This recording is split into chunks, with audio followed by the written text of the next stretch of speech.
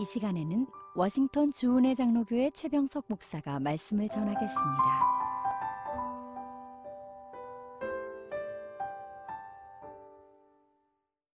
이 거룩한 주일 아침에 하나님께서 우리에게 허락하신 말씀은 마태복음 18장 15절에서 22절 말씀입니다. 내 형제가 죄를 범하거든 가서 너와 그 사람과만 상대하여 권고하라. 만일 들으면 내가 내 형제를 얻는 것이요 만일 듣지 않거든 한두 사람을 데리고 가서 두세 증인의 입으로 말마다 확증하게 하라. 만일 그들의 말도 듣지 않거든 교회에 말하고 교회의 말도 듣지 않거든 이방인과 세리와 같이 여기라. 진실로 너희에게 이르노니 무엇이든지 너희가 땅에서 매면 하늘에서도 매일 것이요 무엇이든지 땅에서 풀면 하늘에서도 풀리리라. 진실로 다시 너희에게 이르노니 너희 중에 두 사람이 땅에서 합심하여 무엇이든지 구하면 하늘에 계신 내 아버지께서 그들을 위하여 이루게 하시리라. 두세 사람이 내 이름으로 모인 곳에는 나도 그들 중에 있느니라. 그때에 베드로가 나와 이르되 주여 형제가 내게 죄를 범하면 몇 번이나 용서하여 주리이까? 7번까지 하오리이까? 예수께서 이르시되 내게 이르노니 7번뿐만이 아니라 7번을 70번까지라도 할지니라. 아멘. 저는 오늘 주신 말씀을 힘입어서 땅에서 풀면 하늘에서도 풀리리라 라는 제목으로 말씀을 증거하고자 합니다. 우리가 하나님을 믿는다면 하나님께서 하늘문을 여셔서 소낙비처럼 쏟아지는 축복을 받고 싶어하는 것은 지극히 당연한 것입니다. 사랑하는 성도 여러분, 2019년 한 해를 마감하는 12월 마지막 주일을 우리가 보내고 있죠. 이 한 해 가운데 하늘문이 열리고 소낙비처럼 쏟아지는 축복을 받으셨습니까? 아멘이라는 대답을 우리가 하셨기를 바랍니다. 그러나 혹시 우리 가운데 아무리 생각해봐도 놀라운 축복을 받은 것 같지 않다고 느껴진다면 그 이유가 무엇이겠습니까? 오늘 주신 말씀 18절에 보시면 주님께서 그 이유를 말씀하시죠. 진실로 너희에게 이르노니 무엇이든지 너희가 땅에서 매면 하늘에서도 매일 것이요 무엇이든지 땅에서 풀면 하늘에서도 풀리리라. 본문은 우리가 축복의 새해를 맞이하려면 해야 할 것이 있다고 선포합니다. 그것은 바로 매인 것을 푸는 것입니다. 2019년 한 해 가운데 하나님과 나와의 관계에서 혹시 매인 것이 있지는 않습니까? 하나님께 죄를 지었는데 회개하지 못한 것이 있다면 이 시간 깨닫게 하여 주신 그 죄로 인해서 회개할 수 있기를 바랍니다. 하나님께 2019년 연초에 성경을 제가 이번 한 해는 일독하겠습니다. 이런저런 헌금을 하나님께 드리겠습니다. 하나님 이것을 해주시면 제가 주님께 이렇게 하겠습니다 라고 약속한 것이 있다면 이 한 해가 다 지나가기 전에 그 약속을 지킬 수 있게 되시기를 바랍니다. 우리가 그렇게 할 때 다가오는 2020년에는 하늘문이 열리는 놀라운 축복이 임하게 될 줄로 믿습니다. 사랑하는 성도 여러분, 혹시 땅에서 매인 것은 없습니까? 남편과 아내 사이에, 자녀와 부모 사이에, 친척, 이웃, 친구, 교우와의 관계에서 매인 것이 없습니까? 꼴도 보기 싫고 만나기도 싫고 교제하기 싫은 사람은 없습니까? 한 교회를 다니기 때문에 피할 수 없어서 겉으로는 마지못해서 이렇게 어색한 미소를 지으며 말을 주고받고 있는 사람은 없습니까? 나는 잘해주고 싶은데 저 사람이 나에게 한 짓들이 있기에 내가 이렇게 반응한 것은 당연한 거야 라고 생각하는 사람들이 있지는 않습니까? 그렇다면 우리에게도 땅에서 매인 것이 있다는 증거가 됩니다. 주님께서 뭐라고 말씀하셨죠? 무엇이든지 우리가 땅에서 매면 하늘에서도 매일 것이요 라고 하셨습니다. 우리가 마음속에 미움, 시기, 질투, 용서하지 못하는 마음이 있다면 하늘에서도 매일 것이라는 말입니다. 하나님께서 우리가 하나님께 아무리 기도를 하고 아무리 찬양을 드리고 아무리 열정적으로 예배를 드린다고 할지라도 우리를 전혀 축복하시지 않는다는 말씀입니다. 그렇다면 우리가 이 땅에서 매인 것을 풀려면 무엇을 해야 하겠습니까? 주님께서 우리에게 형제 간의 매인 죄의 문제를 해결해야 한다고 말씀하십니다. 바로 15절에서 17절 말씀이죠. 내 형제가 죄를 범하거든 가서 너와 그 사람과만 상대하여 권고하라. 만일 들으면 내가 내 형제를 얻은 것이요 만일 듣지 않거든 한두 사람을 데리고 가서 두세 증인의 입으로 말마다 확증하게 하라. 만일 그들의 말도 듣지 않거든 교회에 말하고 교회의 말도 듣지 않거든 이방인과 세리와 같이 여기라. 형제가 죄를 범하거든 너와 그 사람만을 상대하여 권고하라고 했습니다. 원어 성경에 보면 너에게라는 단어가 죄를 범하거든 사이에 들어있습니다. 형제가 죄를 너에게 범하거든 이란 말이죠. 그래서 너와 그 사람과만 상대하여 권고하라는 말씀이 됩니다. 무슨 말일까요? 1대1의 관계만을 다루라는 말씀이죠. 어떻게 저 사람이 교회에 이렇게 할 수가 있어? 라는 문제들을 다루지 말라는 말입니다. 그러므로 우리는 내 개인적인 문제 이외에는 다른 것들은 다 하나님의 심판에 맡겨야만 합니다. 여기에 권고하라 라는 말은 책망하다, 꾸짖다, 죄를 깨닫게 하다 라는 의미를 가집니다. 이 땅에서 매인 것을 푸는 회복의 역사는 이처럼 책망에서 시작이 됩니다.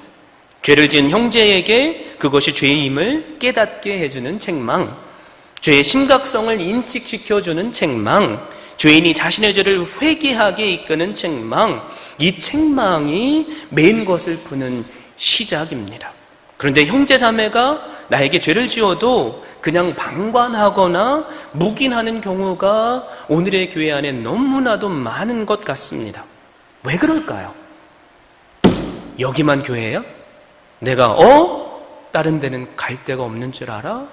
라고 말하며 교회를 떠나지는 않을까? 교회가 근심하며 묵인하게 된다는 거죠. 그런데 우리가 만약 죄를 방관하고 묵인한다면 어떻게 될까요? 죄가 별것이 아니라고 묵인하면 그 죄가 적은 누룩으로 온 덩어리, 즉 공동체에 퍼지게 됩니다. 그 죄가 독이 되어 퍼져서 공동체를 결론적으로 파괴한다는 말입니다. 그러므로 우리는 죄를 그냥 넘어가면 안 됩니다. 그런데 우리가 죄를 책망한다고 할 때 사사건건 모든 죄를 책망하면 안 됩니다. 예를 들어 보겠습니다. 남편과 아내 사이에 우리가 모든 실수를 다 일일이 지적한다면 여러분 어떻게 되겠습니까? 생각만 해도 깝깝하시죠? 하루 종일 지적해도 시간이 모자랄 것입니다. 그렇게 되면 우리는 결코 살 수가 없죠. 부모와 자식 사이도 마찬가지입니다. 더 나아가 성도와 성도 간의 사이에서도 마찬가지라는 거죠. 우리가 죄를 책망한다고 할 때 이 죄는 개인과 공동체를 파괴하는 심각한 죄가 아니면 우리는 용서하고 덮어주어야만 합니다. 물론 개인은 하나님 앞에서 일일이 회개해야 하죠. 그러나 우리는 그 죄를 사랑으로 덮어줘야만 합니다. 왜 그렇습니까? 성경은 사랑은 허다한 죄를 덮는다고 말씀하고 있기 때문입니다. 우리는 이처럼 그것이 공동체를 파괴하는 심각한 죄가 아니라면 덮어줘야만 합니다. 요한복음 16장 8절에서 성령이 직접 우리의 죄를 책망하신다고 하셨죠. 요한계시록 3장 19절에는 주님이 친히 각 사람의 죄를 책망하신다고 또한 말씀합니다. 그러므로 저는 이 시간 이 땅의 메인 것들을 풀기 위해 성령 하나님께서 우리 한 사람 한 사람의 관계 속에서 매이게 하는 죄들을 깨닫게 해주시기를 바랍니다. 그래서 우리가 서로에게 회개할 수 있기를 바랍니다. 만약에 남편이 아내에게 회개한다면, 아내가 남편에게 회개한다면, 성도가 성도에게 용서를 구한다면, 부모가 자식에게 용서를 구하고 자식이 부모에게 용서를 구한다면, 여러분, 우리의 삶 속에 놀라운 사랑의 역사가 일어날 것입니다. 여러분, 역사뿐이겠습니까? 하나님께서 하늘문을 열어주셔서 우리가 기도할 때 응답하시고 놀라운 성령의 은혜를 주실 줄 믿습니다. 혹시 이 가운데 깨닫게 해주시는 것이 있다면, 여러분, 오늘이 지나가기 전에 서로 간에 용서를 구하시기 바랍니다. 여러분, 그리고 용서해 주십시오. 그럴 때 우리가 하나 될 줄로 믿습니다. 여러분, 그런데 이 용서란 문제는 참 쉽지 않죠. 성도가 성령과 주님의 책망을 외면할 때가 너무나도 많습니다. 바로 그럴 때 당사자인 우리가 형제를 찾아가서 죄를 깨닫게 도와줘야만 합니다. 바로 그때 죄를 깨닫고 회개한다면 얼마나 좋겠습니까? 서로 간에 메인 것이 풀리는 일이 벌어질 것입니다. 관계가 회복된다는 말이죠. 그리고 더 나아가 하늘의 메인 것이 풀리는 역사가 일어나기에 하늘문이 열리고 우리에게 임하는 놀라운 은혜와 복을 누리게 될 것입니다. 그런데 너무나도 안타까운 것은 이런 회개 일들이 일어나지 않을 때가 너무나도 많다는 거죠. 그러기에 주님은 두세 사람의 증인과 함께 찾아가 확증하라고 하셨죠. 그래도 듣지 않을 경우, 교회 전체가 권면하고 교회 말도 안 들을 경우 이방인처럼 여기라고 하셨습니다. 교회 공동체의 교제의 바깥으로 내보내라는 말씀입니다. 사랑하는 성도 여러분, 이 말씀은 교회가 어떻게 공동체를 파괴할 정도의 심각한 죄의 문제를 다루는가, 즉 치리의 문제를 다루는 말씀입니다. 그런데 사실 우리가 이 말씀을 묵상하고 묵상할수록 새롭게 깨닫게 되는 것이 하나가 더 있어야만 합니다. 그것은 바로 용서입니다. 여러분, 왜 그렇죠? 우리가 사람을 정죄하고 심판하고 치리하는 것이 목적이라면 사실 우리는 이러한 복잡한 세 가지 단계를 거치지 않아도 됩니다. 그냥 딱 한 번에 관계를 잘라버리면 되죠. 그런데 왜 주님은 이 세 가지 단계를 우리에게 말씀하십니까? 그것은 바로 죄인에게는 회개의 기회를 주시기 원함이시고 또한 피해자에게는 용서하기를 원하시는 주님의 마음이 담겨져 있기 때문입니다. 여러분, 우리는 이것을 21절 이하의 베드로와 예수님과의 대화를 통해서 알 수 있죠. 21절에 보면 베드로가 주님께 이런 질문을 합니다. 주여, 형제가 내게 죄를 범하면 몇 번이나 용서하여 주리이까? 7번까지 하오리이까?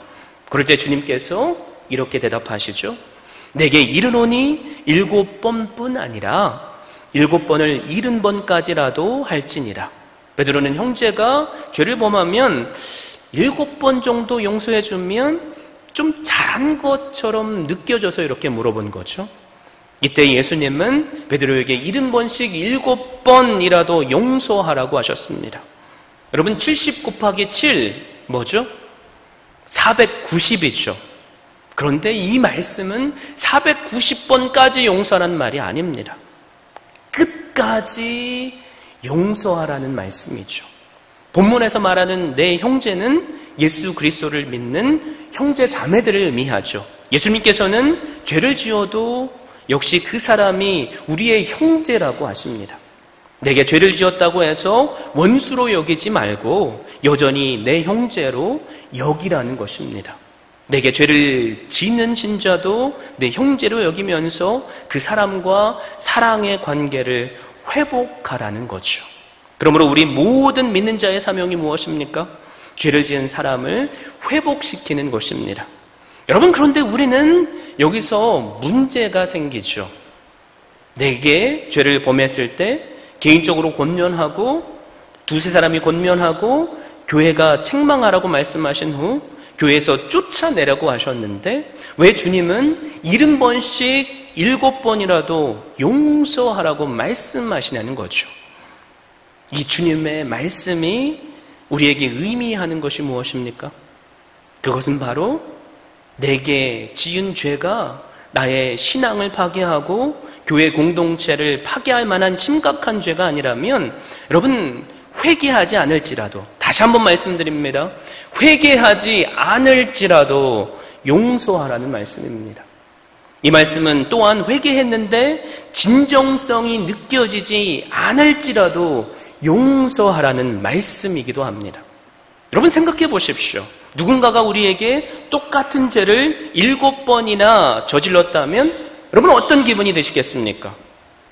그런데 그 죄를 저지를 때마다 우리를 찾아와서 잘못했습니다. 용서해 주십시오라고 고백한다면 여러분 어떤 마음이 드시겠습니까?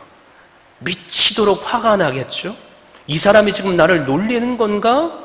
진정성이라고는 요만큼도 찾아볼 수 없기 때문이죠. 그런데 주님께서는 우리에게 7번이 아니라 70번씩 7번이라도 용서하라고 하십니다. 여러분 이 말씀이 이해가 되십니까? 저는 목사입니다. 그런데 주신 말씀을 묵상하고 묵상하는 가운데 저는 이 말씀이 별로 마음에 와닿지 않았습니다. 도대체 왜 진정성이 없는 회개까지도, 아니 회개하지 않는 것보다 못한 것까지도 나는 용서해야만 합니까? 이 질문이 머릿속에 떠나지 않았기 때문입니다. 그런데 왜 우리는 이런 것들까지도 용서해야 합니까? 우리가 이렇게 용서해야 하는 이유가 무엇입니까? 사실 우리가 우리의 과거, 현재, 미래의 모든 죄를 용서받은 자들이기 때문입니다. 주님께서 십자가에 달려 죽으실 때 하셨던 말씀 여러분 기억하십니까? 누가복음 23장 34절을 보면 아버지 저들을 사하여 주옵소서 자기들이 하는 것을 알지 못함이니이다 라고 말씀하셨습니다. 이 말씀이 의미하는 바가 뭐죠? 사실 주님께서 우리의 과거, 현재, 미래의 죄까지도 다 용서하셨다는 말씀입니다. 여러분 좀 더 구체적인 예를 한번 들어볼까요? 우리는 매일같이 죄를 지을 수밖에 없는 연약한 자들이죠. 목사인 저도 마찬가지입니다. 생각으로 범죄하고 매번 반복해서 지을 수밖에 없는 죄의 문제가 제 안에도 있습니다. 그것이 작은 약속이 될 수 있죠. 하나님 아버지, 제가 2019년 새해에는 성경을 일독해 보겠습니다. 작심삼일이죠. 하나님 제가 이것을 해주시면 주님께 이렇게 헌신하겠습니다. 해주시긴 하는데 우리의 마음이 바뀌죠. 하나님 이거 해주시면 제가 새벽 예배 이 기간만큼은 지키겠습니다. 일이 너무 고단하면 여러분 어떠세요? 새벽 예배 나오는 것도 포기하게 되죠. 그럴 때마다 만약에 주님께서 내 아들아 내가 널 볼 때 정말로 안심하구나. 어떻게 너에겐 진실성이 요만큼도 보이지 않니? 매번 약속하고 내 귀에 들리는 말은 잘못했습니다. 용서해 주십시오라는 말이네. 그런데 사실 그거 아십니까? 주님께서는 우리가 70번씩 7번이라도 똑같은 죄를 반복해서 용서를 구한다고 할지라도 우리의 죄를 용서하십니다. 여러분, 그런데 주님께서 진정성이 느껴지지 않는다고 용서를 더 이상 못하겠다고 하신다면 여러분 이 자리에 과연 누가 용서를 받을 만한 사람이 있겠습니까? 사랑하는 성도 여러분, 그러므로 우리가 이 시간 기억해야 할 것이 있습니다. 바로 용서가 답이라는 것입니다. 용서가 메인 것을 푸는 열쇠입니다. 주님께서 십자가에서 우리의 죄를 대신 지시고 죽기까지 우리를 용서하셨기에 오늘의 우리가 있게 된 것입니다. 그런 주님께서 오늘 우리에게 70번씩 7번이라도 용서하라고 하십니다. 우리가 용서하지 않으면 주님께서 뭐라고 말씀하시죠? 우리가 읽지는 않았지만 18장 35절에 나도 너희를 용서하지 않겠노라 라고 말씀하십니다. 땅에서 매이면 하늘에서도 매이겠다는 말씀이죠. 우리가 아무리 하나님께 기도하고 아무리 수천만 불의 헌금을 하고 열정적으로 주님을 찬양할지라도 주님은 우리의 예배를 받지 않으십니다. 주님은 절대로 하늘 문을 열지 않으시고 우리를 축복하시지 않으십니다. 그러므로 우리는 오직 심판을 하나님께 맡기고 용서해야만 합니다. 우리는 상대방의 마음의 상태까지 판단할 능력이 없죠. 그런데 우리가 너무 쉽게 말하는 게 뭐죠? 너무 늦었습니다. 당신의 그 사과에는 진정성이 느껴지지 않기에 나는 용서할 수 없습니다. 그럴지라도 용서하십시오. 그럴지라도 여러분 용서하십시오. 사실 용서는 다른 사람을 위해서 하는 것이 아닙니다. 바로 내 자신을 위해서 하는 겁니다. 왜 그렇습니까? 우리가 용서할 때 우리의 심란했던 마음에 참 평안이 찾아오고 참 기쁨이 임합니다. 저는 목사죠. 여러분 목회를 하는 게 항상 즐겁다면 얼마나 좋겠습니까? 그런데 사실 그렇지 않아요. 제가 하지도 않은 말과 행동 때문에 이런저런 말들이 나와서 불의한 목사라는 말까지 들을 수밖에 없었던 일들이 저에게 있었습니다. 여러분, 목사가 불의하다. 그것만큼 저주의 말이 어디 있겠습니까? 속이 다 들어가요. 마음이 너무 아픕니다. 그래서 사람마다 찾아가서 사실을 이야기해 주고 싶습니다. 주님께 기도하니까 주님께서 가만히 잠잠히 있으라고 하십니다. 네가 지금 사실을 말한다고 사람들의 마음이 변하지 않을 거라는 거죠. 하나님께 눈물로 부르짖었습니다. 그 상심이 얼마나 크고 오래가든지 원형 탈모증이 생기고 기도를 해도 응답이 없고 내 마음에 평안이 없다는 거죠. 그런데 하나님께서 기도하는 가운데 저에게 깨닫게 해주신 것이 무엇인지 아십니까? 용서해라. 헛웃음밖에 안 나왔습니다. 하나님, 용서할 수 있으면 했죠 벌써. 그런데 계속해서 용서하라고 하십니다. 그러면서 저를 놀라운 은혜로 이끄시는데, 사랑하는 내 아들아, 네가 나를 모르고 세상에 죄악된 그 삶을 살고 있었을 때라도 나는 이미 너를 용서했다.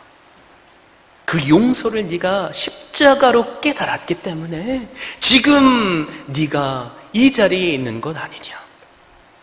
나는 죽기까지 용서했는데 너는 그거 하나 용서할 수 없느냐. 그러자 갑자기 제 마음이 바뀌었습니다. 용서할 수 없는 것이 용서가 되기 시작합니다. 그런데 여러분, 놀라운 사실 아십니까? 상황은 변하지 않았습니다. 그런데 제 마음이 변합니다. 마음을 통째로 흔들어서 낙심하게 하던 그 마음이 이제는 잔잔한 바다처럼 평안이 임합니다. 그리고 주님의 기쁨이 임합니다. 하나님께 그 마음으로 기도하니까 하나님께서 응답하십니다. 여러분, 사실 용서하지 못하면 용서받지 못한 그 사람이 고생하는 것이 아니라 내가 고생합니다. 내 영성이 무너지죠. 내 신앙이 파괴가 됩니다.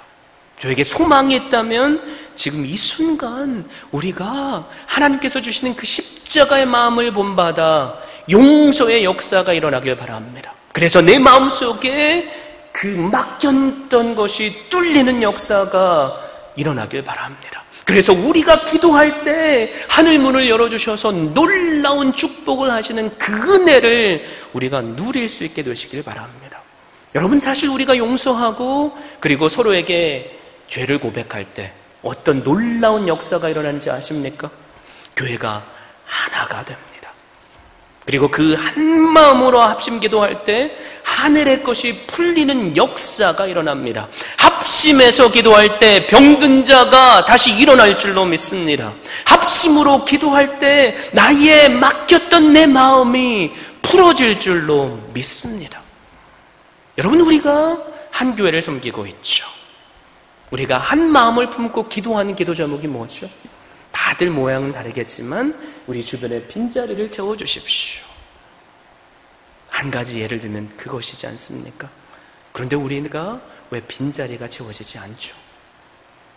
혹시 우리 마음속에 성도가 성도에 관해서 미워하는 마음이 조금이라도 있다면, 용서할 수 없는 것들이 있다면 이 시간 용서하시기 바랍니다. 그럴 때 우리로 놀라운 은혜를 주실 줄 믿습니다. 여러분, 성경에 보면 놀라운 그 은혜가 한 마음이 되어서 합심 기도할 때 이루어지죠. 마태복음 18장 18절부터 20절에서 그래서 이렇게 선포하죠. 진실로 너희에게 이르노니 무엇이든지 너희가 땅에서 매면 하늘에서도 매일 것이요 무엇이든지 땅에서 풀면 하늘에서도 풀리리라. 진실로 다시 너희에게 이르노니 너희 중에 두 사람이 땅에서 합심하여 무엇인지 구하면 하늘에 계신 내 아버지께서 그들을 위하여 이루게 하시리라. 두세 사람이 내 이름으로 모인 곳에는 나도 그들 중에 있느니라. 주님은 우리가 합심하여 기도하면 무엇이든지 땅에서 풀리게 되고 하늘의 것도 풀리게 된다고 말씀하십니다. 여러분, 성경은 이렇게 말씀하죠. 의인의 기도는 역사하는 힘이 크다. 우리가 한 마음을 품고 합심으로 기도할 때 놀라운 응답의 은혜가 주어질 줄로 믿습니다. 그런데 합심 기도한다는 것이 너무나도 힘들죠. 한 공간에 있는데 한 마음이 되지 못하게 하는 그 미움이, 시기와 질투가 함께 공존하기 때문이죠. 여러분, 우리가 하나 될 수 있는 비결 무엇입니까? 용서입니다. 용서가 바로 답입니다. 여러분, 우리가 용서함으로 한 마음이 된다면 우리가 합심 기도를 할 때 놀라운 하늘문이 열리는 역사가 일어날 줄 믿습니다. 제가 이 교회에 와서 사역한 지 이제 1년 8개월, 9개월 정도가 돼갑니다. 여러분, 제가 처음에 왔을 때 너무나도 어려운 상황이었죠. 그 어려운 상황에 기도하는데 하나님께서 저에게 주신 생각이 뭐냐면 여름 성경 학교를 하라는 거예요. 교인들의 마음이 하나 되지도 못하는데 그런 말씀을 주시니까 제가 뭐라고 대답했는 줄 아십니까? 지금은 아닙니다. 못합니다. 그런데 주님께서 기도하는데 주시는 생각이 뭔지 아세요? 내가 그것을 가능케 하겠노라. 그래서 교회에 선포하게 됐죠. 그리고 한 마음으로 묶어서 함께 기도하자고 요청했습니다. 지금 우리의 교회의 형편에는 아이들을 많이 모을 수 없습니다. 그러나 20명만이라도 채워주십시오라고 기도합시다 라고 선포했죠. 여러분, 3, 4일 전에도 단 몇 친구도 등록하지 않아서 제 마음속에 두려움이 임했습니다. 아, 이거 실패하면 진짜 위기인데 체면이 깎여서 얼굴을 어떻게 들지? 그런데 놀랍게 하나님께서 역사하시는 것이 무엇인지 아십니까? 그날 아침이 시작됐는데 딱 20명이 등록을 합니다. 놀라운 하나님의 은혜죠. 마지막 날 월요일이었는데요. 아침부터 비가 온다고 일기예보가 나옵니다. 아이들이 물놀이가 준비되어 있는데 물놀이 하면서 비가 오면 감기 걸릴까 봐, 그러면 은혜가 안 되니까 우리가 함께 선생님들과 이런 기도 제목을 나눴습니다. 여러분, 우리가 하나님께서 비를 내려주시는데 그거 못 내리게 하면 안 되지 않습니까? 그래서 우리가 가능하시면 모든 프로그램이 끝나는 3시 이후로 내리게 해달라고, 그것이 하나님의 뜻이라면 그 뜻을 추구하면서 기도합시다. 그렇게 선포했죠. 아침에 비가 조금씩 떨어지다가 비가 그쳤습니다. 그리고 모든 프로그램이 끝나는 그 3시에 제가 정확하게 기억하는데요. 선생님들을 섬기기 위해서 밖에서 바베큐 그릴에다가 고기를 구우려고 하는데 그때부터 빗방울이 떨어지기 시작했다는 거죠. 여러분, 이 놀라운 역사가 어떻게 일어난 줄 아십니까? 우리가 한 마음을 품고 기도할 때 그런 역사가 일어났다는 거죠. 2019년 여름 똑같이 여름 성령학교에 마음을 주셨습니다. 그런데 제가 볼 때 상황은 더 열악해졌어요. 선생님들이 2018년에 비해서 더 없는 거죠. 그래서 이번에도 주님 안 됩니다. 그러자 주님께서 동일한 마음을 주셨는데 어떻게 저의 마음을 움직인지 아십니까? 작년에 참가했던 아이들의 부모님이 저에게 직접 전화를 해서 목사님, 여름 성령학교 언제 합니까? 하면 우리 아이 제일 먼저 등록하고 싶습니다. 그런데 제가 우리 교회가 이렇게 힘들어서 이번 연도는 못할 것 같습니다. 어떻게 말합니까? 하나님께서 그 생각을 주시는데 순종했죠. 아이들이 놀라운 속도로 등록을 하는데 이번 연도는 30명을 위해서 기도했는데 3일이 채 지나기 전에, 아니요, 하루가 채 지나기 전에 온라인으로 30명이 넘는 아이들이 등록했습니다. 10명이 넘는 아이들을 우리가 죄송하다고 말하면서 받지 못했죠. 여러분, 이런 놀라운 역사가 어떻게 일어나는 줄 아십니까? 우리가 한 마음을 품고 기도할 때 일어난다는 거죠. 우리 성도님들 가운데 제 위임 예배 때 이런 고백을 하신 분들이 많습니다. 목사님, 우리가 과거에 하나가 되지 못했을 때 아무런 일도 안 일어났는데 우리가 정말로 이 행사를 위해서 한 마음을 품으니까 하나님께서 놀라운 은혜를 주셨습니다. 그래서 너무나도 하나님께 감사합니다. 목사로서 제 위임 예배를 하는 것 부담이죠. 재정적으로 우리 교회가 충분하지 않습니다. 하나님께 기도합니다. 재정을 채워주십시오. 그런데 놀라운 방법으로 제가 요청하지 않았는데도 하나님께서 외부의 사람을 들어서 재정을 채워주셨습니다. 음식의 문제도 여러분 한 분 한 분 날마다 고생하시는데 그 부탁하기가 너무나도 부담이 되는 거예요. 그런데 하나님께서 성도의 마음들을 움직여 주셔서 자원하게 하시면서 그 일들을 행하게 해주셨습니다. 여러분, 이건 우리가 한 마음을 품을 때 일어나는 놀라운 은혜일 줄 믿습니다. 여러분, 성경에 보면 합심 기도할 때 놀라운 기적들이 일어나죠. 초대교회 합심 기도 때문에 옥에 갇혔던 베드로가 구출이 되는 놀라운 메인 것이 풀리는 역사가 일어나죠. 그리고 바울과 실라가 옥에 갇혔을 때 여러분, 손과 발목에는 족쇄가 채워 있습니다. 그런데 한 마음으로 기도하니까 하나님께서 그 족쇄를 풀어주시고 메인 것을 풀어주셨다는 거죠. 여러분, 이처럼 합심 기도에는 놀라운 은혜가 있습니다. 그 합심 기도의 시작이 어딘 줄 아십니까? 가정입니다. 아내와 남편이 한 마음으로 기도해 보십시오. 그 가정은 놀라운 축복을 누릴 줄 믿습니다. 우리가 부모로서 아이들과 함께 손을 잡고 기도할 때 그 아이들이 놀라운 하나님의 사람으로 세워질 줄 믿습니다. 여러분, 교회는 어떻습니까? 우리가 병든 자를 위해서 손을 얹고 전심으로 기도할 때 병든 자가 치유될 줄 믿습니다. 우리의 마음속에 막힌 것이 뚫리는 역사가 일어날 줄 믿습니다. 그 시작이 무엇입니까? 용서입니다. 용서가 이 땅에 메인 것을 풀게 하는 열쇠입니다. 우리가 용서함으로 한 마음을 품을 때 하나님께서 하늘문을 열어주셔서 우리를 축복하여 주실 줄 믿습니다. 여러분, 사람에게 가장 위험하고 치명적인 질환이 무엇인지 아십니까? 뇌혈관 질환과 심장 질환입니다. 둘 다 뇌와 심장에 흐르는 혈관이 막혀서 소통이 되지 않을 때 발생하는 질환들이죠. 보통 심장 질환은 발병 후 환자를 살릴 수 있는 골든타임이 2시간 이내라고 합니다. 뇌질환은 3시간 정도밖에 안 된답니다. 골든타임을 놓치면 어떻게 되죠? 살아도 평생 신체 일부에 마비를 안고 살아갈 수밖에 없죠. 심각하면 생명을 잃을 수도 있습니다. 온몸의 혈관이 막힘없이 흘러야 하는데 고혈압이나 콜레스테롤 등으로 인해서 혈관이 막히거나 터지게 되면 생사의 갈림길에 서게 된다는 거죠. 여러분, 신앙생활도 그렇습니다. 신앙생활의 생명은 기도줄에 있습니다. 하나님의 모든 은혜와 축복은 하나님과 연결되어 있는 기도줄을 통해 내 인생으로 흘러 들어옵니다.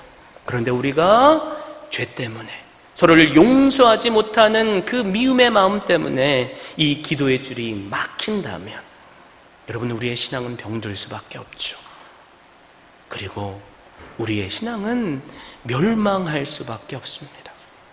먼저 나와 하나님과의 관계를 이 시간 돌아볼 수 있게 되시길 바랍니다. 2019년이 하나님께서 하늘문을 열어주셔서 나에게 축복하지 못한 한 해라고 느껴질지라도 이것을 해결하심으로 우리가 맞이할 2020년은 놀라운 축복을 누릴 수 있게 되시길 바랍니다. 하나님께 약속한 것이 있습니까? 그것을 지킬 수 있다면 이 해가 얼마 남지 않았지만 지키십시오.